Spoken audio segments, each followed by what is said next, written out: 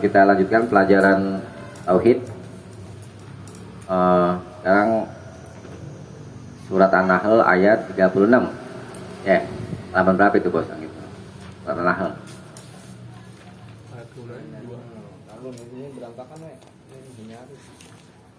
Ketemu deh. Ayat berikutnya, a'udzubillahi minasyaitonir rajim. An-Nahl. Wa laqad ba'atsna. Udah ketemu belum? Yang itu, ya. Bawahnya. Kalau masih halaman 1. Masih halaman 1. Baru pertama. Walau kode. Masih yang kemarin. Yang pertama. Yuk Ci, atu lagi nih Ci. Enggak, kita lagi diambil. Lagi diambil. Udah. Mau pegang dulu deh. Kalau nggak ada pakai Al-Quran aja juga apa-apa. Mama. Nah, ntar gue lempar di omnya. Aduh. Ya, saya bacakan ya. Wa qauluhu, dan perkataannya, ini kan yang berkata Allah, maka kita artikan firman-Nya. Dan firman-Nya, a'udzubillahi minasyaitonirrajim. Wa laqad ba'atsna fi kulli ummatin rasulan an i'budullaha wajtanibut tagut.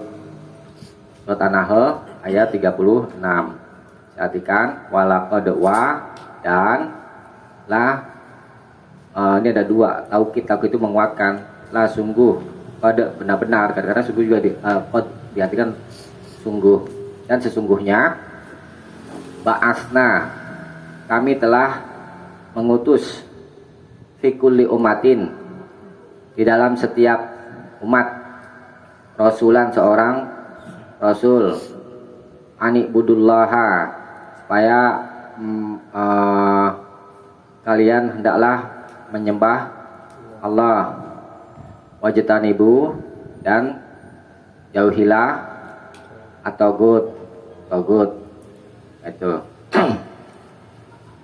Jadi ba'asna artinya maknanya arsalna kullu ummatin, yakni kullu ta'ifah, umat gitu disering dengar ya, umat Nabi Muhammad misalnya itu. Umat itu kullu ta'ifah, setiap kelompok orang itu disebut umat. Misalnya contoh nih, Kampung Bali, banyak kan orangnya kan, disebut umat, itu kelompok orang, kan. Atau juga yang ada pada masa kita ini, itu ya disebut umat. Kullu ta'ifatin wa qarnin, dan setiap generasi yang sejaman, wajilin minan nas, dan jil ini sama generasi atau suku bangsa. Nah itu umat. Jadi kalau kita simpulkan, umat itu sekumpulan orang, ya. Allah telah mengutus kepada setiap umat. Berarti kalau dari sini kita pahami, nggak ada ya dari umat yang nggak diutus Rasul ya. Jadi setiap umat ada seorang Rasul. Nah, Rasul kalau makna bahasanya, Rasul adalah yang menyampaikan pesan, yang menyampaikan risalah pesan, ya. Nah, Rasul sama Nabi bedanya apa? Rasul buat diri mau umat. lupa ya. Kalau Rasul dan Nabi ini persamaannya. Rasul dan Nabi persamaannya sama-sama menerima wahyu, ya, membawa syariat. Syariat itu aturan agama, itu sama. Nabi dan Rasul sama-sama menerima wahyu, membawa syariat. Nah ini bedanya. Kalau Rasul diperintah menyampaikan, ya. Kalau Nabi Buat sendiri. Nabi enggak diperintah menyampaikan. 25 Nabi itu yang terkenal. Banyak Nabi itu lebih dari itu, ya. Jadi Rasul itu man uhiya ilaihi bisyar'in, siapa saja yang diwahyukan kepadanya bisyar'in, dengan membawa syariat. Wa bitablighihi, dan diperintah menyampaikannya. Paham ya? Bedanya tadi persamaannya apa ini? Sama-sama menerima wahyu. Perbedaannya kalau Rasul diperintah menyampaikan. Kalau Nabi tidak diperintah menyampaikan. Ya. Nah, ini pesan yang dibawa Rasul, ya, yakni ani budullaha wajtanibut tagut. Ubudullaha, ubudu, beribadalah kepada Allah. Yang lalu sudah saya terangkan tauhid ini kan namanya mentauhidkan Allah. Pengertian tauhid al-ifradu, ifradullahi bil ibadah, menyendirikan Allah dalam urusan ibadah. Maksudnya Allah saja yang kita sembah. Betul, dalam urusan ibadah nggak boleh sekalipun Nabi misalkan. Contoh nih, misalnya saudara nih dalam perkara ibadah ya, contoh demi Allah itu perkataan Nabi itu sumpah kan, sumpah termasuk urusan ibadah, berarti hanya Allah saja yang kita ibadahi. Kita nggak dengar orang ngomong demi Allah, demi Rasulullah. Pernah dengar ya? Itu menduakan nggak tuh? Menduakan kan? Syirik gak? Syirik. Karena sumpah termasuk urusan ibadah. Tapi kan banyak masyarakat itu yang nggak tahu. Sekalipun Nabi, sekalipun malaikat nggak boleh. Demi Allah aja. Contoh sederhana itu ya. Kita disuruh menyembah Allah saja, wajtanibut tagut, dan menjauhi tagut. Asing gak nih kata tagut dengan kita? Ibu-ibu asing gak nih? Nah dengan tagut gak? Nah, ini ayat tersebut di ayat ya kan, surah An-Nahl ayat 36. Wajtanibut tadi maknanya tinggalkanlah, ya, utruku wafariku, tinggalkanlah dan berpisahlah dengan Togut. Togut makna bahasanya adalah dia diambil dari at-tughyan, yakni mujawazatul haddi, melampaui batas. Itu secara makna bahasa. Apa saja yang kita melampaui batas itu disebut togut. Itu secara makna bahasa. Kalau secara istilah, yakni fakullu ma'ubida min dunillah, setiap apa saja yang diibadahi min dunillah selain Allah, wa huwa radin, dan dia ridho bil ibadati, dengan ibadah itu, fa huwa tagut, maka itu adalah tagut. Nah, itu diikat dengan keridhoan. Kalau misalkan seseorang menyembah berhala, ya, dan dia ridho dengan menyembah berhala itu, maka berhala itu disebut togut. Gitu. Nah, kita diperintah menjauhi togut. Apa saja yang diibadahi selain Allah, maka itu disebut togut. Hamba uang, ada nggak Nabi pernah ucapkan? Ta'isa abdud dinar. Nih, hati nih kita nih dalam urusan ini.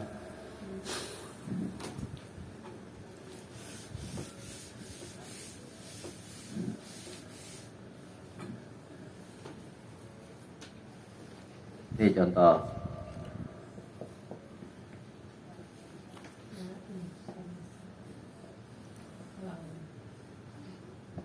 Ini sabda Nabi.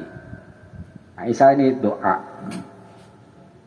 Semoga celaka, kata Nabi. Abdud dinar. Abdu apa artinya? Hamba.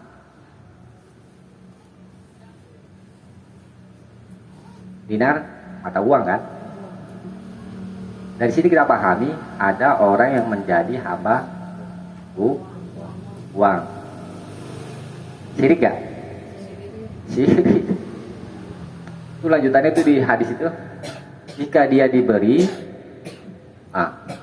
Jika dia tidak diberi, dia tidak ridho. Jika diberi dia ridho, dan jika tidak diberi dia tidak ridho. Itu namanya hamba uang. Diberi nggak diberi ya ridho aja, namanya pemberian dari Allah, rezeki. Ya kan? Apakah besar atau kecil? Ya kan? Itu sama sesama manusia.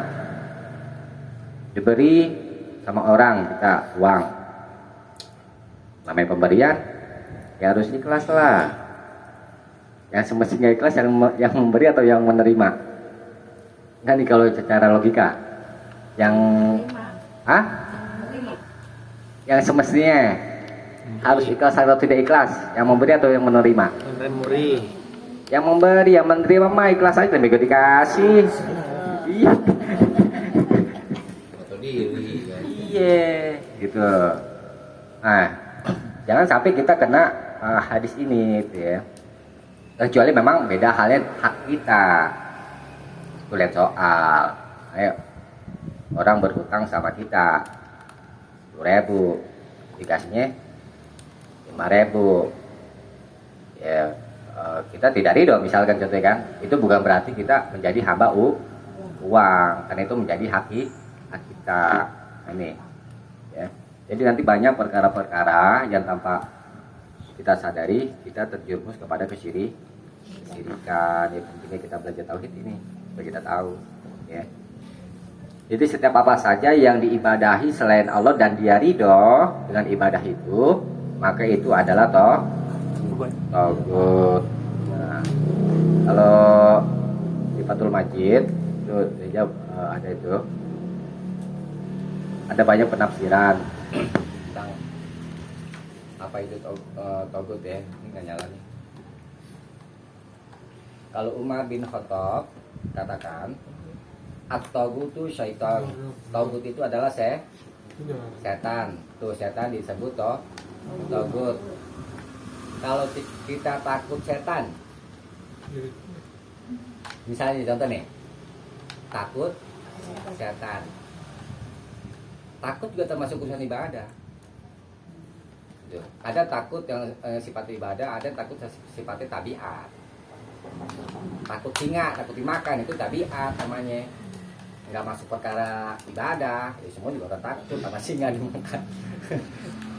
Tapi ini kalau takut setan berarti kita sama artinya itu setan itu bisa memberikan manfaat dan bisa memberi mudarat, ya kan? Sehingga muncul rasa takut. Kalau kita takut setan secara terus menerus, maka itu bisa kita terjerumus kepada kesyirikan. Kalau kita kaget, misalkan tiba-tiba ada penampakan, kaget, spontanitas, itu wajar karena orang kaget. Tapi kalau kaget itu membawa kepada rasa takut dan terus menerus, itu nanti kita bisa jatuh kepada kesyirikan yang dilarang sama Allah. Kata Allah, takutlah kepadaku. Gitu, jangan kamu takut kepada mereka. Itu ada ayat yang saya lupa lah itu. Wala takhshawhum wakhshawni, enggak masalah selalu begitu. Jangan kamu takut kepada mereka, tetapi takutlah kepadaku, karena rasa takut itu termasuk urusan ibadah, maka kita mesti berhati-hati, dipilih-pilih, diperhatikan mana rasa takut yang sifatnya tabiat, mana rasa takut sifatnya urusan ibadah. Jadi mulai sekarang jangan takut setan, ketok aja setannya, kalau nampak ini aneh.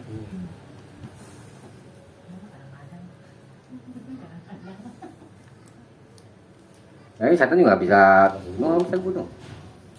Kadang kan ada takut. Iya, enggak, maksudnya bisa ngebunuh kita nggak coba? Enggak sih. Enggak, sambit aja. Iya, takut doang. Nah itu satu makna togut kata Umar. Menurut Umar, ya, togut itu adalah setan. Ya, nggak boleh kita beribadah kepada setan, maksudnya begitu.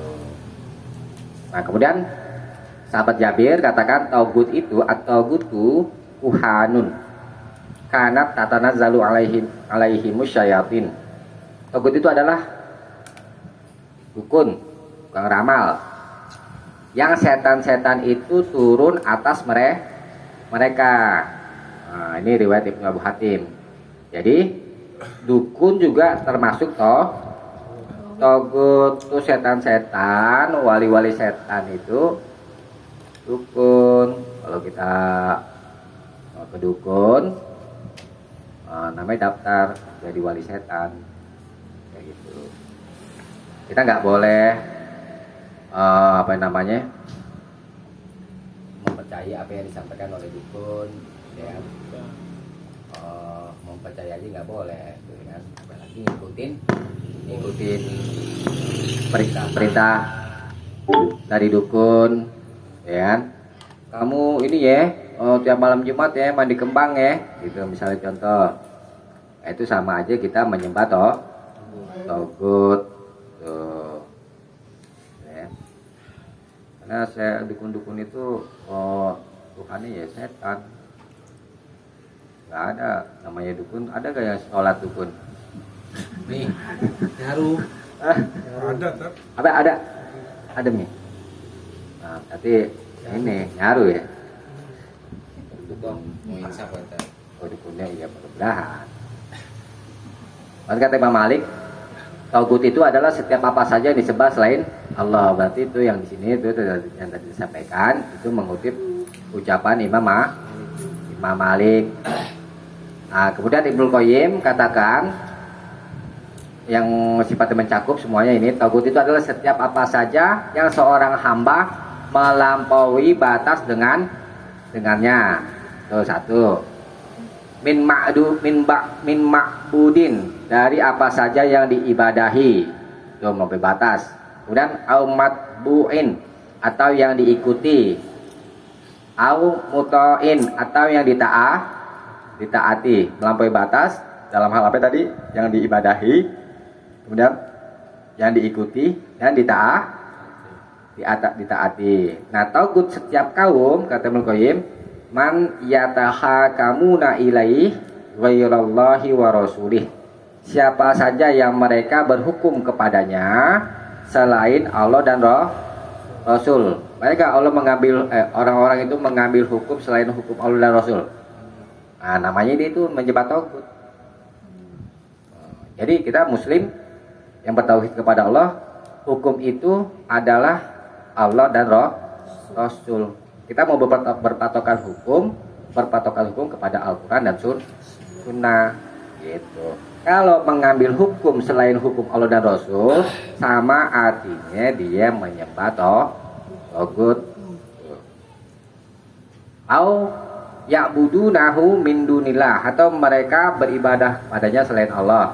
Au yatba'unahu ala ghairi basirah minallah, atau mereka mengikuti tanpa basirah itu tanpa bukti, tanpa dalil minallah dari Allah.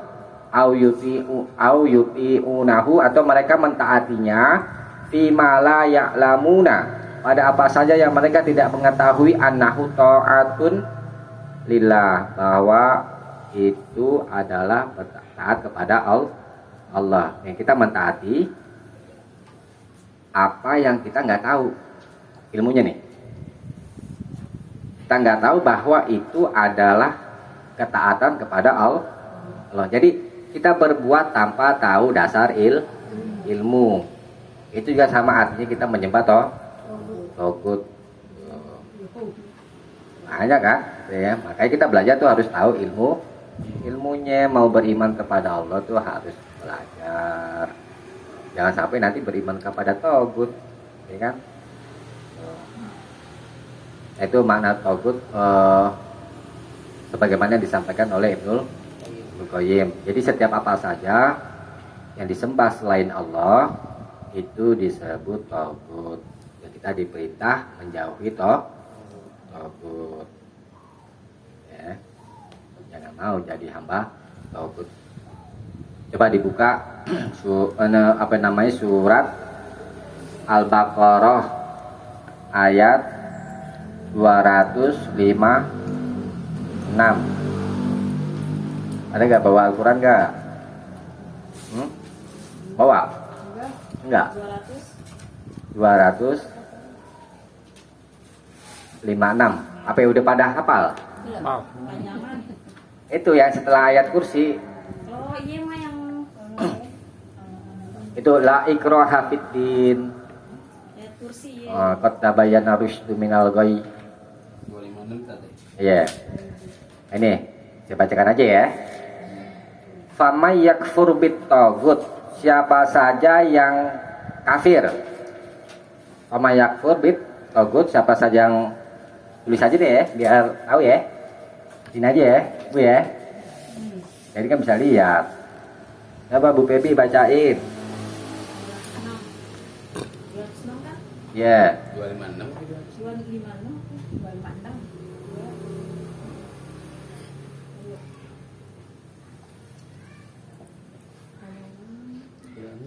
di rumah.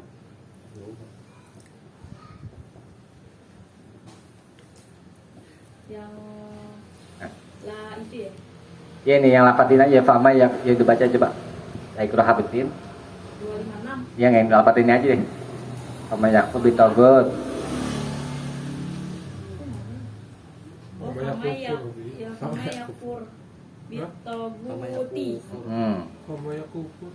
A'udzubillahi minasyaitonirrajim. Bismillahirrahmanirrahim.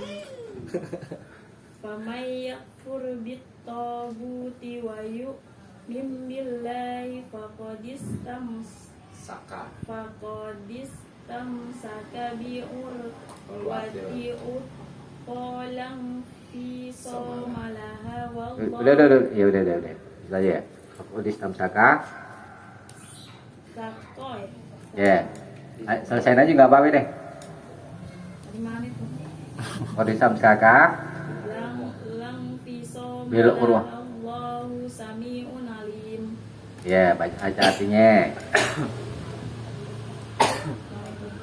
Sesungguhnya ya. Dari sesungguhnya apa gimana Pak Ustaz? Iya, dari pertama. Tidak ada paksaan dalam penganut agama Islam. Sesungguhnya telah jelas perbedaan antara jalan yang benar dengan jalan yang sesat.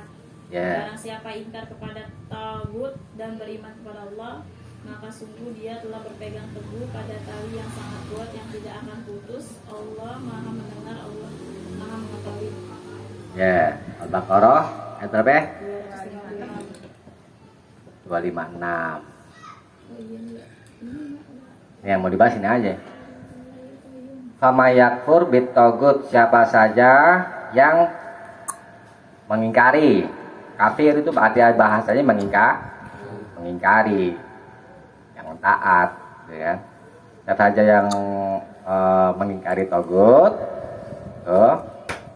wa yu'min billah, dan beriman kepada Allah, dan dia beriman kepada Allah. Nih, faqadis tamsaka, maka qad sesungguhnya istamsaka, dia telah berpegang teguh bil urwah, dengan tali al-wusqa, yang kuat, dan fisomalaha, yang tidak akan pernah putus. Kalau tali ada masanya nggak? Ada. Rapuh ya kan? Sehingga ketika kita pegang kuat menjadi putus. Nah, itu kalau ini kan perumpamaan orang yang beriman kepada Allah dan kufur kepada tagut, itu sama seperti orang yang berpegang teguh kepada tali yang kuat, yang tali itu nggak akan pernah putus. Seperti kita gambarin aja, kita ada di pinggir jurang, udah terjatuh, udah kita pegang tali yang kuat, kira-kira jatuh gak kita? Kalau pegangnya kuat, nggak bakalan jatuh kan? Nah, kecuali kalau talinya putus, baru kita jatuh. Nah, tali yang putus itu digambarkan di sini sebagai perumpamaan tali yang dia itu bukan tali Allah ibaratnya. Gitu. Kalau bukan tali Allah, kamu pasti akan terjatuh. Tapi kalau tali Allah, kamu tidak akan terjatuh. Apa di sini tali Allah? Ini. Tuh. Beriman kepada Allah dan kafir kepada Tagut. Kalau beriman kepada Allah, kemudian kita beriman kepada Tagut juga. Ini sama artinya kita beriman kepada tali yang kuat tapi enggak? Enggak.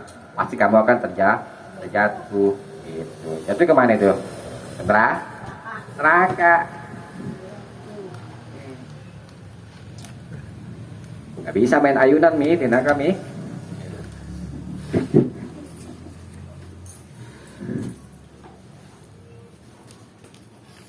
Nah, itu bisa dipahami ya.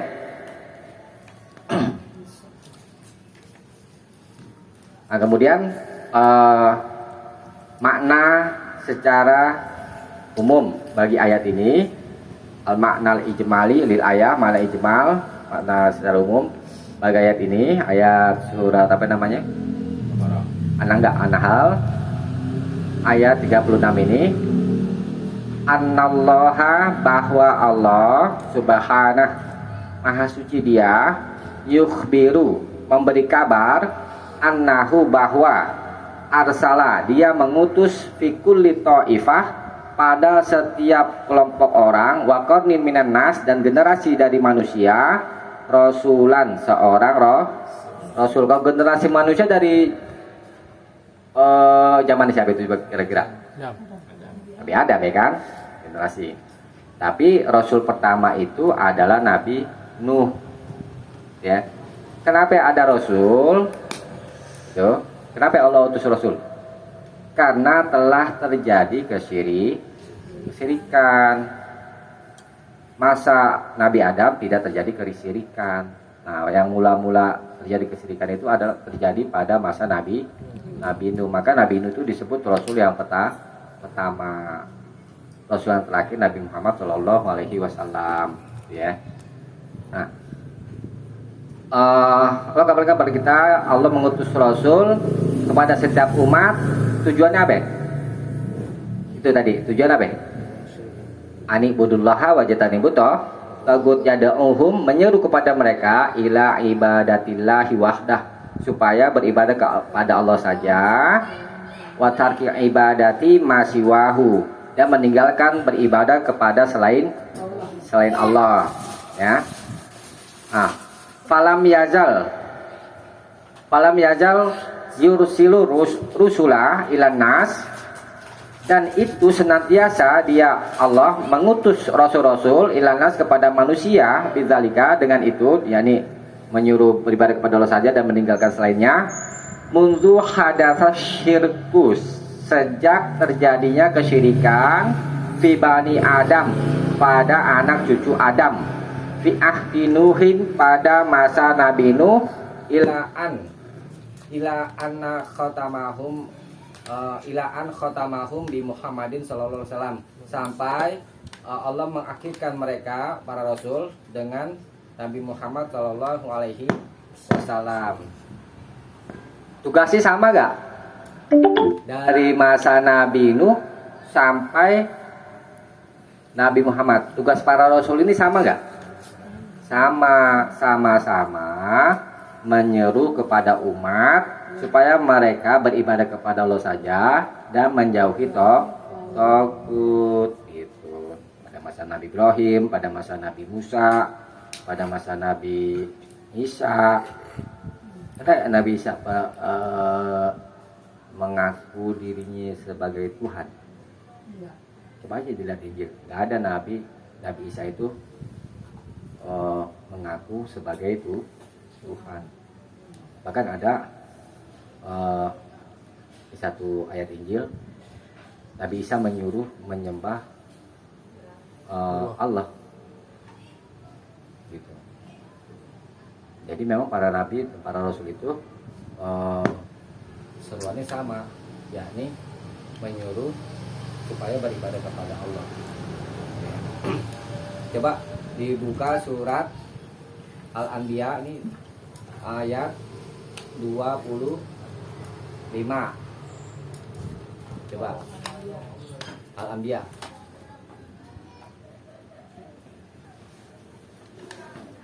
Terus saja ya. Bawaan Quran.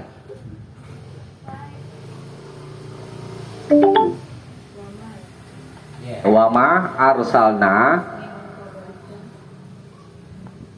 ma arsalna min qablika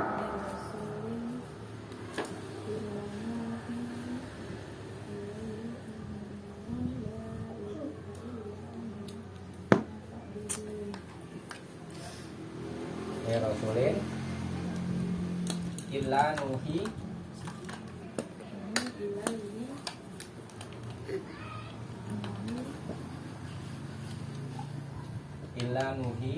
Anahu la ilaha Anahu ilaihi Anahu anahu la ilaha illa la ilaha illa illa ana ana fa'budun. budun. Baca ibu. Mau berarti. Baik ini. Ini lewat dari ini. Ini surat apa ya? Al-Anbiya.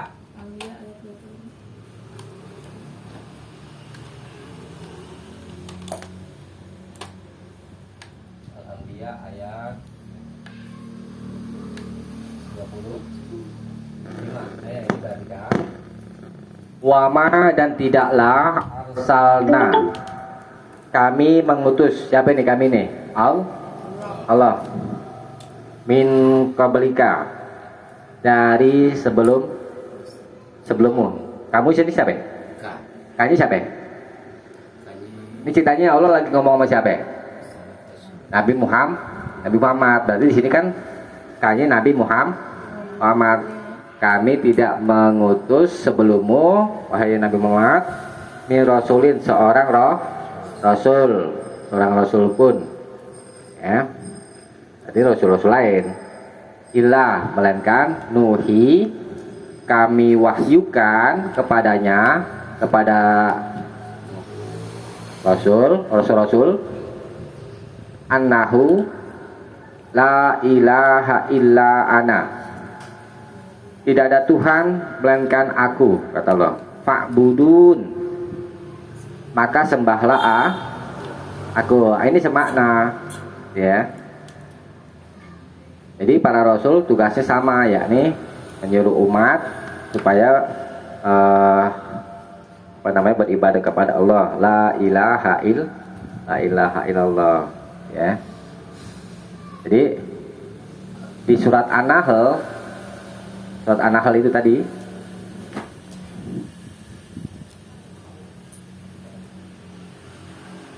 dari masa Nabi Nuh sampai Nabi Muhammad, misi sama yakni menyebarkan tauhid, ya. Dakwah kepada tauhid dan melarang kepada syirik, melarang dari syirik, itulah kepentingan semua rasul dan pengikutnya. Jadi bukan cuma rasul doang yang diperintah menyebarkan tauhid. Kita umatnya Nabi juga disuruh menyebarkan tauhid. Kalau mau masuk surga jangan sendirian, ajak-ajak orang, itu maksudnya, ya kan? Ya kebaikan, ya deh. Kalau menunjukin kepada kebaikan, kita mendapatkan pahala seperti orang yang mengerjakan, cari sasaran ya. Iya. Contoh. Kan orang minum lagi. Cari sasaran siapa ya? Kang aja. Ya, apa yang dapat diambil dari pelajaran ini, dari ayat ini? Yani anal hikmata min irsali rusuli, hikmah tujuan. Hikmah kadang-kadang diartikan tujuan. Min irsali rusul, dari mengutus rasul-rasul, yaitu hiya ad-da'watu ila tauhid, menyeru atau mengajak kepada tauhid, wan nahyu anil syirki, dan melarang dari berbuat syirik gitu ya. Hikmah diutus Rasul. Kemudian anna dinal anbiya ini bahwa agama para nabi wahidun satu. Agama para nabi satu ya. Yaitu wahwa ikhlasul ibadati lillah. Ikhlas beribadah kepada Allah. Wa tarku syirki dan meninggalkan syirik. Itu agama para nabi, semuanya sama. Ya, ikhlas beribadah kepada Allah. Ikhlas apa maknanya? Ada bisa jawab kan? Ikhlas artinya memurnikan, secara bahasa, memurnikan. Ikhlas bukan diartikan tanpa pamrih sebagaimana di sekolah-sekolah itu. Bukan. Kalau tanpa pamrih berarti kan kita nggak minta apa-apa kan? Kan gitu kan? Bukan begitu. Ikhlas menurut syariat maknanya itu tadi menyembah Allah saja dan tidak syirik. Itu makna ikhlas. Kalau diartikan tanpa pamrih keliru. Kita beribadah kepada Allah mau masuk surga gak? Itu namanya pamrih. Ya kan? Mau dapat pahala gak? Itu pamrih namanya. Ada maunya. Pamrih kan? Bukan begitu makna ikhlas. Ikhlas itu mentauhidkan Allah dan tidak menyekutukannya, itu ikhlas, ya. Karena memurnikan makna ikhlas secara bahasa. Wa ini ikhtalafat syara'i'uhum. Walaupun syariat-syariat mereka para nabi itu berbeda beda. Tetapi secara pokoknya, secara din sama, yakni menyeru kepada umat menyembah Allah saja dan tidak menyekutukannya bukan Allah. Itu agama sama ya. Kalau misalkan contoh nih syariat yang berbeda. Kalau bertobat syaratnya apa ya? Ada masih enggak? Pertama, menjauhi perbuatan dosa. Kedua, menyesali. Ya, ketiga, bertekad tidak mengulangi selamanya. Itu kalau berhubungan dengan Allah. Kalau berhubungan dengan manusia ada 4 ditambah 1 lagi, yakni mengembalikan haknya. Itu tobatnya kita umat Nabi Muhammad SAW. Kalau tobatnya pada masa Nabi Musa, apa? Bunuh diri. Tuh. Hukum Islam sudah menghapus, enggak, hukum bunuh diri itu syariatnya Nabi Musa. Jangan kayak yakuzahan nanti. Ini ya. Nanti ini lagi apa namanya kayak yakuza, nggak boleh. Syar uman qobla, nah itu kan syariat orang sebelum kita, yakni Nabi sebelum kita, sebelum Nabi Muhammad ya. Itu boleh kita kerjakan kalau Islam itu mengiyakan. Nah, ini syariat Nabi-Nabi sebelum Nabi Muhammad nih, boleh kita kerjakan kalau Islam itu mengiyakan atau membenarkan. Iya, boleh dipakai maksudnya begitu. Tapi kalau Islam itu menafikan, meniadakan, artinya jangan dipakai, maka jangan kita kerjakan kayak tadi itu. Syariat Nabi Musa, kalau tobat bunuh diri. Nah, Islam menafikan. Oleh karena itu jangan kita kerjakan. Nah, contoh yang boleh dipakai, Musa Daud, contoh satu, ya kan? Kok syariatnya Nabi Daud, tapi Islam membenarkan, yakni Nabi ya silakan puasa Daud boleh, maka boleh kita pakai. Terus menyembelih kurban, itu syariatnya Nabi siapa? Nabi Ibrahim. Islam membenarkan, boleh kita pakai. Terus puasa dahar, puasa setahun penuh, nggak ada buka-bukanya. Itu syariatnya Nabi Nuh, puasa setahun penuh. Nah, Islam tidak membenarkan, ya tidak ada puasa dahar, maka jangan kita pakai. Itu kaidah tentang syariat umat-umat terdahulu. Ya. Nah, yang ketiga, anna risalata ammat kullal umam, bahwa risalah itu, jadi pesan yang dibawa oleh Rasul merata kepada setiap umat. Wa qamatil hujjatu ala kullil ibad, dan hujjah itu telah tegak atas setiap hamba. Kan di ayat ada begini, kalau orang belum dapat syiar dari peringatan atau perintah, belum tahu sama sekali, kan tidak dihukum, begitu kan? Tapi berdasarkan ayat ini, tidak ada alasan bagi umat apapun yang tidak ada alasan untuk tidak diazab kalau kafir kepada Allah, karena Allah sudah mengutus setiap rasul untuk setiap umat gitu. Karena ada juga nanti persoalan orang-orang yang belum mendapat risalah tidak dikenai hukum. Misalkan nih, Fahmi, saya nggak tahu siapa Tuhan saya nggak tahu apa-apa, ada Nabi Muhammad, ada orang-orang yang menyeru adanya Nabi Muhammad, misalnya tinggal di Arab Baduy deh, di pedalaman, nggak tahu apa-apa gitu ya. Nggak ada. Ini sebagai alasan buat mereka bahwa setiap umat itu telah diutus seorang Rasul. Jadi artinya begini, akan diberi akal, ya. Kita gunakan akal kita untuk mencari jalan kebenaran. Gak bisa kita sebodoh amat dalam hal ini. Jadi kita harus belajar mencari tahu mana jalan kebenaran dan kita tempuh jalan kebenaran itu.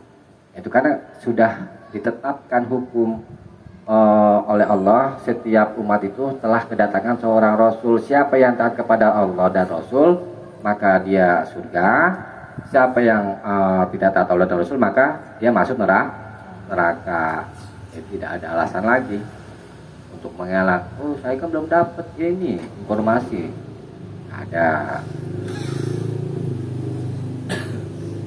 Nah, berikutnya yang keempat, faedah yang keempat, azmu sya'ni tauhid, besarnya perkara tauhid. Wa annahu wajibun ala jami'il umam, dan tauhid itu adalah wajib atas setiap umat, ya, wajib mentauhidkan Allah. Dan kita wajib kafir juga kepada Tagut. Nah, wafil ayah, dan pada ayat ini maksudnya ayat apa? Surat An-Nahl. Ini perhatikan sedikit ya.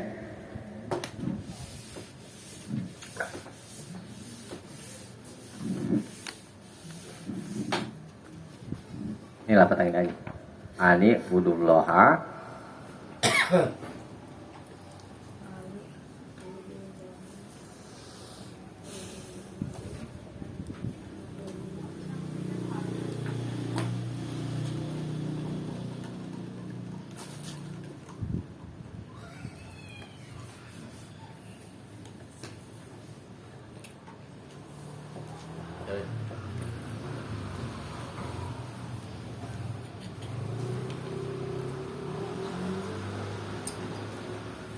Nah, pada ayat ini terkandung makna la ilaha illallah. Ini kandungan makna lafadz ani budullaha.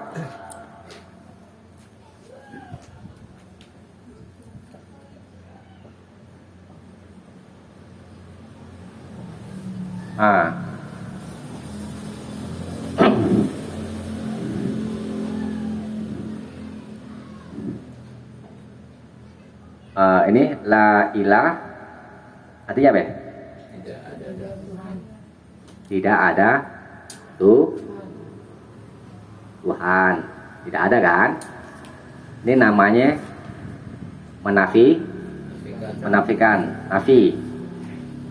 Menafikan tidak ada Tuhan. Illallah, kecuali Allah.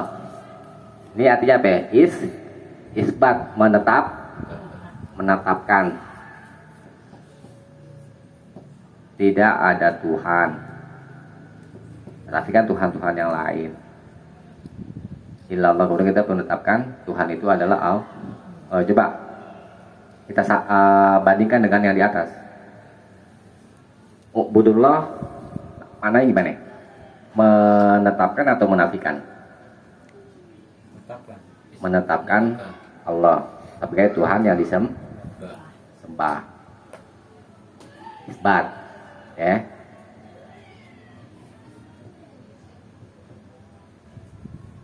Kemudian wajatanibut togut, dan jauhilah togut. Mana kalau yang emang ini yang mana? Nafi ya, menafikan ya. Menafikan Tuhan-Tuhan lain. Jadi nggak cukup hanya menyembah Allah saja tanpa menafikan yang ini. Apa ya maksudnya? Nih, ini kan kita sudah tetapkan kan, sembah Allah saja dan jauhi togut. Ini menetapkan, ini menafikan. Jadi kedua-duanya ini mesti ada. Nggak boleh, nggak bisa dipahami nyembah Allah saja. Contoh misalkan orang kafir Quraisy nyembah Allah, dia mengakui yang memberi rezeki Allah. Nyembah Allah gak tuh namanya? Tapi mereka tetap nyembah berhala. Enggak seimbang kan? Namanya dia tidak menafikan Tuhan-Tuhan lain. Jadi mesti kedua-duanya nih. Wow, ini kan artinya dan atau. Jadi menyembah Allah juga, menyembah Allah saja, ya kan? Menetapkan. Juga kita diperintah menafikan. Jadi togut, la ilah. Kalau menafikan saja, contoh. Sekarang aku balik nih. Tadi kan menetapkan kan? Sekarang menafikan aja coba nih. Kita tidak nyembah togut, tapi nggak mau beribadah kepada Allah. Tauhid gak tuh?